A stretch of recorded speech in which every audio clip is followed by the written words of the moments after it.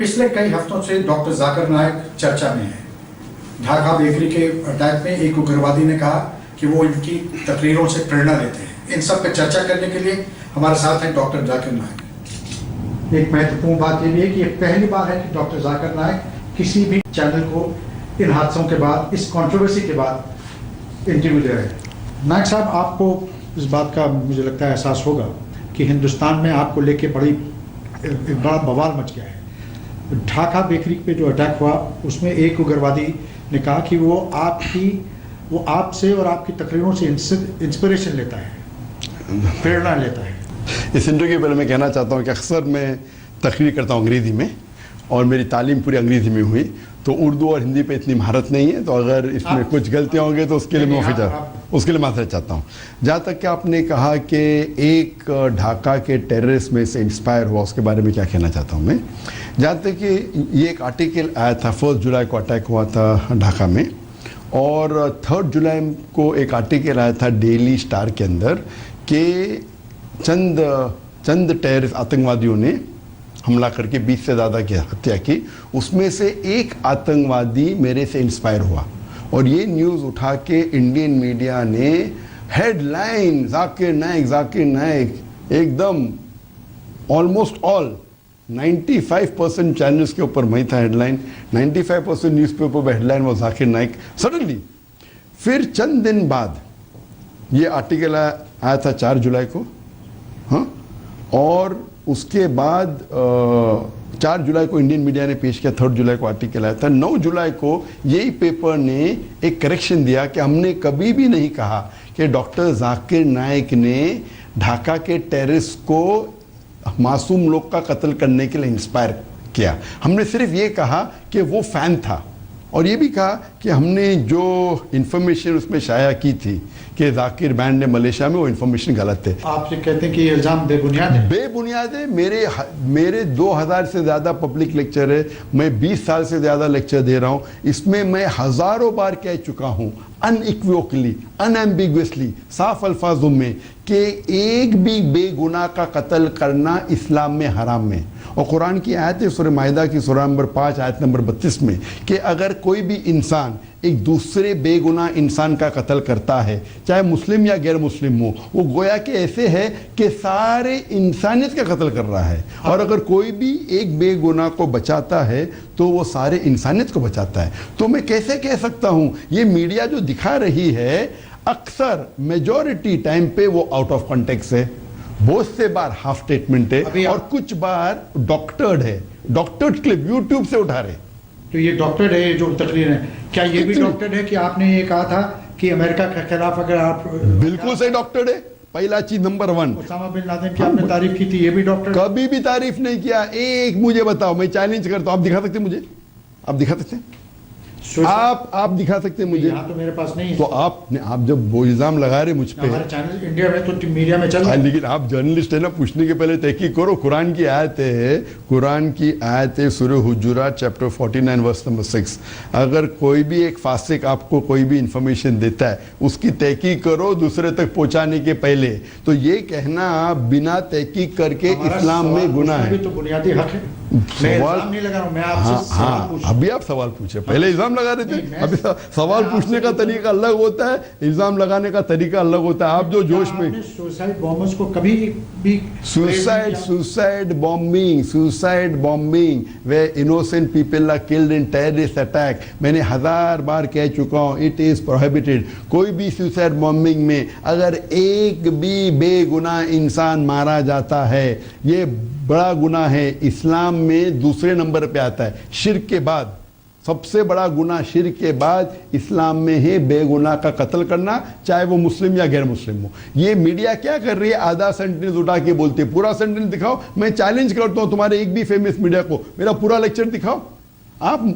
मैं आपसे ये कहता हूं कि मेरे अल्हम्दुलिल्लाह 20 करोड़ से ज़्यादा देखने वाले सिर्फ पीस टीवी में, पीस टीवी पे सिर्फ मुशाहिदीन है देखने वाले 20 करोड़। मेरे फेसबुक पे 14 लाख 140 लाख 1 करोड़ 40 लाख सिर्फ फैंस है।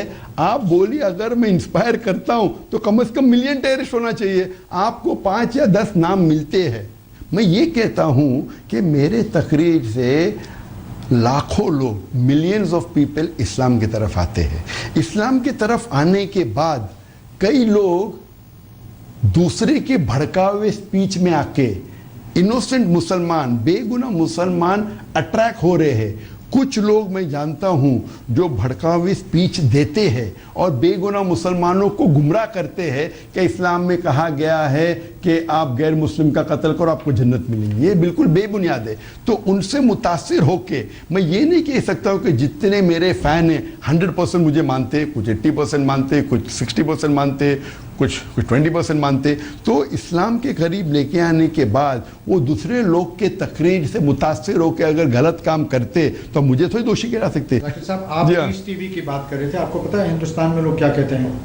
बहुत से लोग ये कहते हैं पीस टीवी की बात करते हैं और इनके भड़कावे भाषण से, मेरी बात सुनिए, इनके भड़कावे भाषण से दहशतगर्द जो हैं वो इंस्पायर्ड होते हैं। जावेद भाई, और आपकी तुलना वो प्रवीण तोगड़िया से करते हैं। एक होता है बहुत लोग कह रहे, एक लोग कहते अक्सर लोग कह रहे। बहुत और अक्सर में जमीन आसमान का। किसके लिए 10 आदमी भी बहुत होते, किसके लिए 20 आदमी भी बहुत होते। अक्सर मतलब मोर देन 50%, 50% से ज़्यादा। ये मैं दावे के साथ कह सकता हूँ इंडिया में 50% से ज़्यादा नहीं कहते कि जाकिर दहशतगर्द है।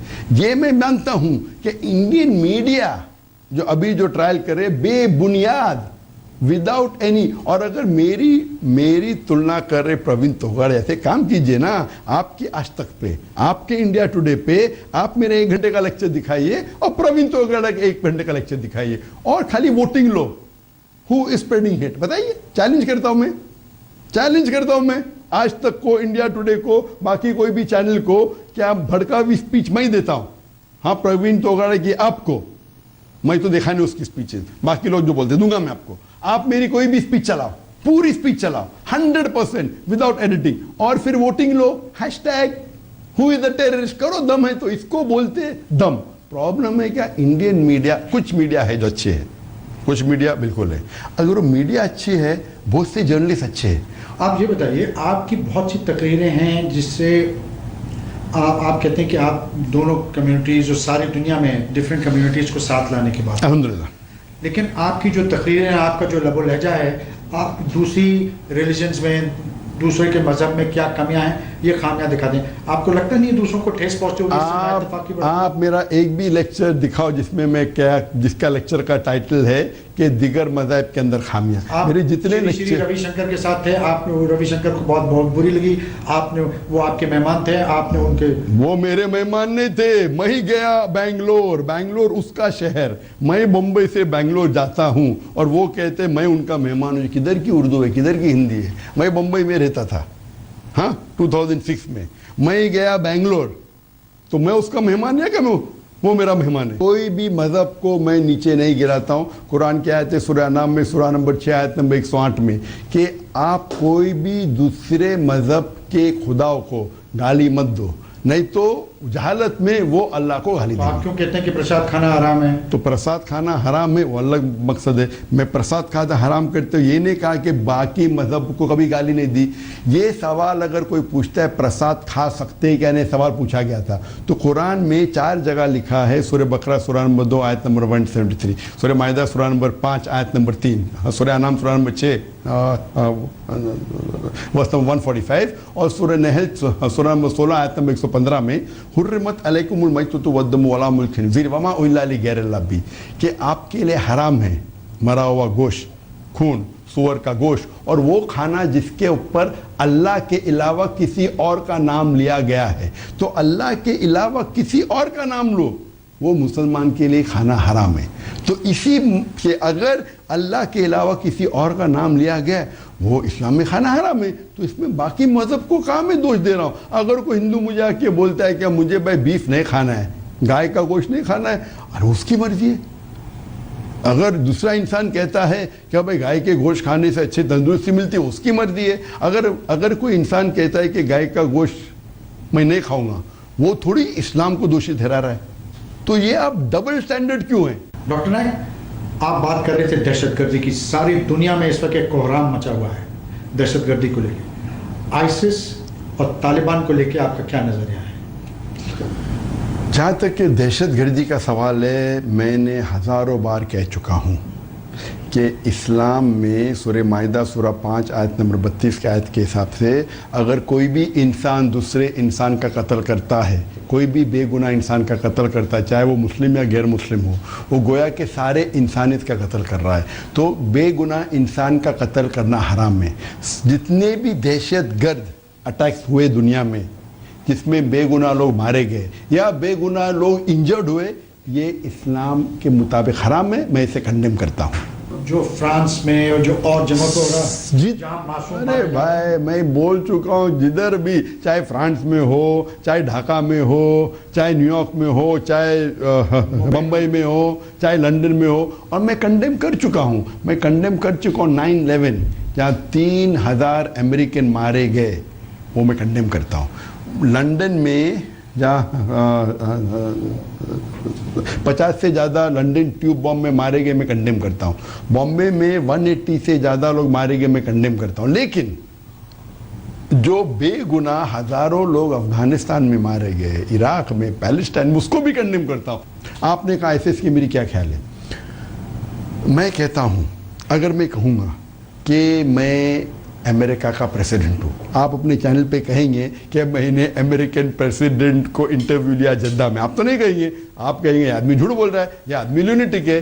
तो जब ये ऑर्गेनाइजेशन अपने आप को इस्लामिक स्टेट कहती है और बेगुनाह लोग को मारते, तो आप क्यों बोलते इस्लामिक स्टेट? मैं कहता हूँ मीडिया अनजाने में या अनजाने में ये नाम इस्लामिक स्टेट दिया गया है मुसलमानों के दुश्मनों ने, इस्लाम के दुश्मनों ने ये लक़ब दिया। मैं कहता हूँ मुसलमानों से, मैं कहता हूँ मुस्लिम मीडिया से, मैं कहता हूँ आम मीडिया से, आप इन्हें इस्लामिक स्टेट मत कहो, एंटी इस्लामिक स्टेट कहो, anti Islamic state of Iraq and Syria, क्योंकि इस्लामिक स्टेट कोई भी बेगुनाह को मार ही नहीं सकता है। जब हम न्यूज़ में देते हैं कि आईसिस ने बेगुनाह लोग को मारा, हम ये कह रहे हैं कि ये इस्लामिक है। आप जब मुझे नहीं कह सकते कि मैं प्रेसिडेंट ऑफ अमेरिका हूँ, तो उनको क्यों इस्लामिक कहते हैं? आपका इस्लाम का इल्म कमज़ोर है, ये फिक्टिशियस नेम है, ये गलत नाम दे रहे हैं। तो हमें कहना चाहिए कि एंटी इस्लामिक स्टेट ने बेगुनाह लोग को मारा। तो मैं चाहता हूं कि अगले बार आज तक और इंडिया टुडे कभी भी इनका नाम लेंगी तो ये कहना चाहिए एंटी इस्लामिक स्टेट। अगर आप कहेंगे कितने लोग, अगर आप इस्लामिक कहेंगे तो एक आदमी, एक बच्चा देखेगा, अरे इस्लामिक स्टेट ये कर रहा है, अरे इस्लाम में इसकी इजाजत है, तो वो बेगुनाह मुसलमान भी दहशतगर्द बनेगा। इसके जिम्मेदार कौन? मीडिया, क्योंकि मीडिया बता रही है कि इस्लामिक स्टेट। अगर मीडिया ये कहने लगी कि ये एंटी इस्लामिक स्टेट है और वो ऐसे हरकत कर रहा है जो इस्लाम में अलाउड नहीं है, तो शायद लोग गुमराह नहीं होंगे। मीडिया की गलती है, आप ये कहते हैं कि आपके ऊपर जो इल्ज़ाम है वो बेबुनियाद है। बिल्कुल 100% बात है।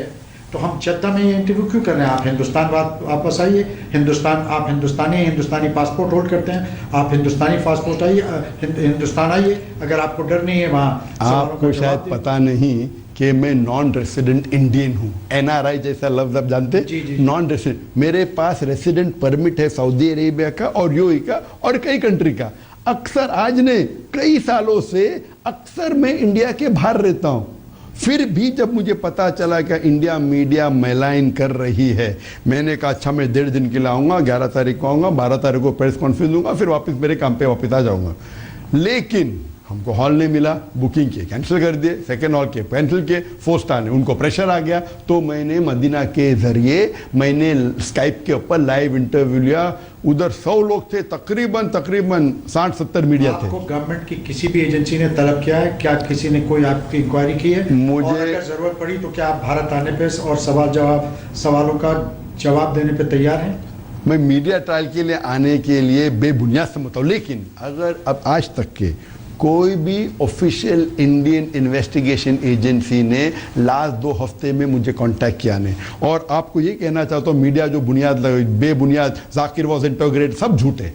मेरे पूरे ज़िंदगी में एक बार भी कोई भी इंडियन ऑफिशियल एजेंसी ने मुझे इंटरोगेट नहीं किया। एक बार सिर्फ गया था जब बेबुनियाद इल्ज़ाम लगा था, बेल के लिए मैं कुल्ला पुलिस स्टेशन गया था। उसके अलावा मैं एक बार भी, मुझे एक भी गवर्नमेंट ऑफिशियल ने इंटरोगेट नहीं किया। वो अलग बात है, क्या मैं कई पुलिस कमिश्नर को मिला हूँ, जॉइंट कमिश्नर को मिला हूँ, एडिशनल कमिश्नर को मिला हूँ, एंटी टेररिज्म डिपार्टमेंट हेड को मिला हूँ, इंडिया में मिला हूँ, बाहर मिला हूँ, क्या I am a public figure. मैंने इवन हैदराबाद में 2 बार तकरीर की, तो क्या टेररिस्ट को बुला रहे लोग तकरीर करने के लिए?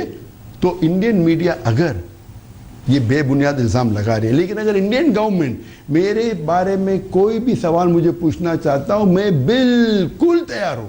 आई am ready to cooperate not only with Indian government, with any government agency in the world. अगर मेरे वजह से एक भी टेररिस्ट पकड़ा जा सकता हूं, मैं कोऑपरेट करने को तैयार हूं। डॉक्टर जाकिर नाइक जी, आपका इस जो प्रेजेंट सरकार है भारत की, उसके बारे में क्या नजरिया है? बहुतों का मानना है, पहले लोग ये मानते थे कि इनके आने से लोगों में दूरियां, ना इत्तेफाकियां बढ़ेंगी, दूरियां बढ़ेंगी। क्या आप इस राय से इत्तेफाक करते हैं? तो जहाँ तक कि पॉलिटिक्स का सवाल हो, मैं पॉलिटिशियन नहीं हूँ, लेकिन अगर मैं मुझे पूछेंगे प्रेजेंट गवर्नमेंट के बारे में, पीस टीवी ने अप्लाई किया था डाउनलिंक की परमिशन प्रीवियस गवर्नमेंट में, 2008 में, 2010 में, 2012 में, 3 बार रिजेक्ट किया गया without any reason, security reason. क्या सिक्योरिटी रीजन है? इस गवर्नमेंट, मैं कहूँगा जो पीस टीवी के ऑफिशियल्स है उनसे कहूँगा कि अभी ये प्रेजेंट गवर्नमेंट ने अप्लाई करो, मैं देखना चाहता हूँ। अगर ये प्रेजेंट गवर्नमेंट भी ऐसा करती, आज के तारीख में कई चैनल है हिंदू, कितने 20-25 कितने चैनल जानता हूँ, हिंदू चैनल है, क्रिश्चियन चैनल है, एक भी मेन स्ट्रीम मुस्लिम चैनल नहीं। क्यों? ये आपसे पूछना चाहता हूँ। खाली ये बोलना सिक्योरिटी रीजन है। मैं चैलेंज करता हूँ, एक चीज बताओ, पीस टीवी के प्रोग्राम में, चाहे इंग्लिश चैनल हो, चाहे उर्दू हो, चाहे बंगला हो, चाहे चाइनीज हो, जिसके अंदर दहशतगर्दी फैला रहे, जिसके अंदर इंडिया को सिक्योरिटी प्रॉब्लम है, इतने कंट्री दुनिया में दिखा रहे, सिर्फ इंडिया को ही प्रॉब्लम है, एक कंट्री ने बैन नहीं की। अब इंडिया का प्रेशर आया तो बांग्लादेश ने बैन किया, अब भी चंद रोज पहले। इतने सैकड़ों कंट्री, 175 कंट्री से ज्यादा में पीस टीवी दिख रहा है, तो इंडियन गवर्नमेंट को क्या प्रॉब्लम है? प्रीवियस गवर्नमेंट ने रिजेक्ट किया, इस टाइम में इस गवर्नमेंट में कहूंगा पीस टीवी ऑफिशियल को अप्लाई करने के लिए और देखूंगा। जहां तक के आपका सवाल है, जहां आपने पूछा था मुझे पहले क्या नरेंद्र मोदी के बारे में जी, क्या नरेंद्र मोदी के बारे में क्या राय है? जैसा मैंने कहा कि मैं पॉलिटिशियन नहीं हूँ, मैं पॉलिटिक्स के बारे में कम इल्म रखता हूँ, लेकिन जहाँ तक मैं जो कंपैरेटिव रिलीजन का स्टूडेंट हूँ, मैं तालिब इल्म हूँ, मैं ये कहना चाहता हूँ कि जितना भी मुझे इल्म है, मैं कोई भी प्राइम मिनिस्टर को, इंडिया के प्राइम मिनिस्टर को नहीं जानता हूँ जो 2 साल में इतने मुसलमान मुल्कों का दौरा किया। 2 साल के अंदर गल्फ कंट्री, 6 गल्फ कंट्री में से 3 मेन गल्फ कंट्री को मिले। He met Saudi Arabia, Qatar, UAE, Pakistan, Afghanistan, Turkey, Central Asia, इतने मुल्कों। तो अगर उनका ये मकसद है कि हम इंडिया और मुस्लिम कंट्री को करीब लेके आए, हम हिंदू और मुसलमान को करीब लेके आए, कम्युनल हार्मनी बढ़ा, तो मैं उनके फेवर में हूँ। क्योंकि हम जानते हैं कि आज के तारीख में जो गिनती के अंदर मुसलमान नंबर 2 पे आता है, हिंदू नंबर 3 पे आता है। मुसलमान तकरीबन 1.8 बिलियन यानी 1,800 करोड़, 1,800 करोड़ मुसलमान पूरे दुनिया में, और हिंदू भी तकरीबन 800 करोड़ है। तो 2 सेकेंड एंड थर्ड नंबर पे प्रैक्टिस मुसलमान सबसे 1 है। अगर ये 2 कम्युनिटी को साथ में लेके आने की कोशिश है तो मैं उनके फेवर में हूँ। पॉलिटिक्स के बारे में मैं जानता नहीं हूँ, लेकिन मैं कोई भी हिंदुस्तानी प्राइम मिनिस्टर को नहीं जानता हूँ जो इतने कंट्री की और इतने कम टाइम में, पाकिस्तान, अफगानिस्तान, टर्की, और इन रेसिप्रोकेशन में किंग सलमान सऊदी अरेबिया के, उन्होंने, मैं जानता नहीं हूँ पहले कोई हिंदुस्तान के प्राइम मिनिस्टर को हाईएस्ट सिविलियन अवार्ड मिला। डॉक्टर नाइक, भारत में पहले हमें बड़ा फख्र था कि कोई भी भारतीय कभी दहशतगर्दी, आईसिस या तालिबान के पास नज़दीक नहीं जाता था। अब देखने में आ रहा है कि कुछ जो हमारे नौजवान हैं उधर उनका रुझान बढ़ रहा है। ऐसे लोगों के लिए, क्योंकि आप ये मानते हैं कि पीस टीवी करोड़ों लोग देखते हैं, ऐसे लोगों के लिए आपका क्या पैगाम है? आप क्या कहना चाहेंगे मुझे? कोई भी दहशतगर्दी ऑर्गेनाइजेशन में जुड़ना इस्लाम में हराम है। दहशतगर्दी, इस्लाम दहशतगर्दी से सैकड़ों मील दूर है। कोई भी बेगुनाह का कत्ल करना या उसको इंजर करना हराम है। लेकिन गवर्नमेंट क्या करना चाहिए, जो लोग ये दहशतगर्दी को बढ़ावा दे रहे हैं उनको पकड़ना चाहिए। इतने मुझे पांच मुल्कों ने, बड़े बड़े मुल्कों ने, सऊदी अरेबिया ने, मलेशिया ने अवार्ड, द हाईएस्ट अवार्ड, सबसे हाईएस्ट अवार्ड इस्लामिक वर्ल्ड के अंदर है King Faisal award for service of Islam. और सिर्फ 2 इंडियन को मिला है सर्विस ऑफ इस्लाम के लिए, अल्हम्दुलिल्लाह। मौलाना अली मियां नदवी जो थे माशाल्लाह बहुत माहिर इंसान थे, उसके बाद मुझे मिले इतने साल 30 साल के बाद। तो अगर इतना बड़ा अवार्ड मिला है तो इंडियन लोग को खुश होना चाहिए। मलेशिया में टोको महालिजरे अवार्ड हर साल लोकल को दिया जाता है, सिर्फ 30 साल में सिर्फ 4 इंटरनेशनल लोग को मिला है। टाइम कम है, सवाल 2-4 जरूर पूछने हैं। जी हाँ। आपने नाम सुना होगा असदुद्दीन ओवैसी और मौलाना महमूद मदनी का। असदुद्दीन ओवैसी ने इनको दोज़ख का कुत्ता करार, किनको? उन्होंने कहा कि आईएसआईएस जो है ये दोज़ख के जहन्नुम के कुत्ते हैं। मौलाना महमूद मदनी का कहना है कि ये वाजिबुल कत्ल है। क्या उनकी बातों से आप एग्री करते हैं? ये हराम है। अब भी वो दोज़ख के कुत्ते उनने कहा, उनके हिसाब से सही होगा। ये बिल्कुल आईएसआईएस में कहूँगा नहीं, एंटी आईएसआईएस कहूँगा। उनने आईएसआईएस कहा, मैं इस लेबल से इत्तेफाक रखता ही नहीं।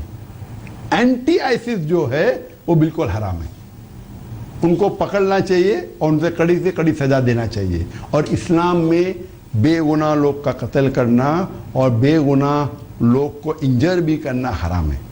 लेकिन मैं एंटी आईएसआईएस कहूँगा, आईएसआईएस नहीं कहूँगा। डॉक्टर नायक, भारत में 2 मुख्य मुद्दे हैं मुसलमानों को लेकर। एक है यूनिफॉर्म सिविल कोड का और ख़ास तौर से औरतों के हुकूक को लेकर। ट्रिपल तलाक जो ज़बानी टेलीफोन के ज़रिए SMS के ज़रिए मर्द अपनी बीवियों को कर देते हैं, आपका क्या इसमें मानना है? क्या आप इसके फेवर में हैं? क्या आपका ये मानना है कि यूनिफॉर्म सिविल कोड आना चाहिए और ये ट्रिपल तलाक जो है ये ख़त्म होना चाहिए? जहाँ तक कि ख़वातीन के हुकूक का सवाल है, मैंने कई लेक्चर दिए हुए इंग्लिश में, उर्दू में भी, हिंदी में भी, कि ख़वातीन के हुकूक के बारे में। जहाँ आपने कहा ट्रिपल तलाक, इसके अंदर उलमा की दो राय है। कुछ उलमा कहते हैं कि ट्रिपल तलाक देंगे तो एक साथ में तो 3 तलाक हो जाते, उसके बाद आप उससे शादी नहीं कर सकते। कुछ उलमा कहते हैं कि ट्रिपल एक बार 3 बार को या 10 बार को एक ही मानी जाती। मैं उन उलमा में मानता हूँ, मेरे जितना भी मेरा स्टडी है, आप 3 दो या 10 दो, वो एक ही मानी जाती है। और एक बार तलाक होने के बाद, तलाक होने के लिए 3 महीना लगता है, 3 महीने के बाद तलाक मुकम्मल होता है। 3 महीने के पहले आप अगर उनको चाहते हो तो रुजू कर सकते हैं उनको, और तलाक के बाद मेंटेनेंस भी तो मिलना चाहिए। बिल्कुल से तलाक के बाद जो महर है वो मिलता है, महर मिलता है। और अगर तलाक होने के बाद फिर से शादी करना चाहते कर सकते हैं। लेकिन ये जो वर्बली, जो SMS के जरिए जो वर्बी करो, कुछ भी करो, 3 बार भी करो, एक होता है। 3 महीने के अंदर आप रुजू करना चाहते हैं तो रुजू कर सकते हैं। इसमें इख्तिलाफ है उलमा का, यूनिफॉर्म सिविल कोड जहाँ तक के है, अगर यूनिफॉर्म सिविल कोड रखना चाहते हैं और पैनल पे ऐसे लोग रखो जो अनबायस्ड है, बिना कोई हक की बात करते हैं, और अगर हम चेक करना चाहिए कौन सा लॉ सबसे बेहतर है। और मैं चाहूँगा, दो मैं तालिब इल्म हूँ इस्लाम का, मैं कोई स्कॉलर नहीं, मैं कोई मुफ्ती नहीं हूँ, लेकिन इस्लाम की तरफ से मैं आर्ग्यू करूँगा। और अगर आप खुले जहन से देखेंगे, इस्लाम के जितने भी लॉ है अगर आप अप्लाई करेंगे उसमें आपको रिजल्ट मिलता है। इसीलिए सबसे लीस्ट आप अमेरिका देखो, इतना एडवांस मुल्क है, सबसे ज़्यादा रेप कोई कंट्री में किसमें है? अमेरिका में। Every 22 second 1 rape. हम जब से बात कर रहे हैं इंटरव्यू में 10 मिनट के अंदर, तो कितने ये है कि यूनिफॉर्म होना चाहिए लेकिन सही होना चाहिए। अब मैं इस्लाम की तरफ से आऊँगा, और मैं समझता हूँ जितने भी इस्लाम के अंदर लॉज है वो यूनिवर्सल है, और अगर कोई इसको इम्प्लीमेंट करेगा, सबसे बेहतरीन इंसानियत उसमें। Islam is the solution to the problems of humanity. Quran के अंदर सारे प्रॉब्लम्स ऑफ ह्यूमैनिटी का हल है। आप अगर तहकीक करेंगे जितने भी, तो मैं यूनिफॉर्म सिविल कोड के फेवर में हूँ, लेकिन हक खाली जिस तरीके से मीडिया ट्रायल हो रहा है 2 हफ्ते से, वैसा बनाएंगे तो बिल्कुल मैं उसके खिलाफ। आखिरी सवाल, जी हाँ, भारत कब आएंगे? कोई क्या अगले 2-4 महीने में भारत आने की संभावना? अभी मेरा जो प्लान है, पूरे लेक्चर टूर है मेरे, अभी मैं लेक्चर टूर निकलूंगा अभी चंद घंटों में। लेकिन अगर इंडियन अथॉरिटीज़ को जब भी मेरी ज़रूरत है, कोई भी पूछताछ करना है, मैं हाजिर हूँ।